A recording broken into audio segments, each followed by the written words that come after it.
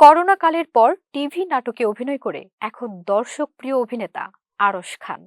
অভিনয়ের বাইরেও মানবিক বোধের বহিঃপ্রকাশ ঘটান তিনি। তেমনি একটি জীবন বোধের আবেগ প্রকাশ করে আলোচনায় আসেন আরশ। সামাজিক যোগাযোগ মাধ্যমে জীবন নিয়ে এক গভীর উপলব্ধির কথা শেয়ার করেছেন তিনি, যা ছুঁয়ে গেছে ভক্তদের হৃদয়। শৈশব ও বর্তমানের তুলনা করতে গিয়ে এক ধরনের হাহাকার প্রকাশ করেছেন।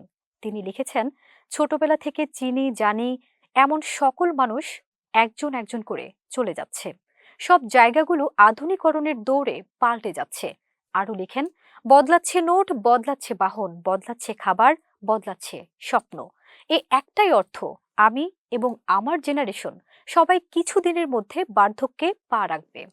এরপর একদিন আমরা হারিয়ে যাব।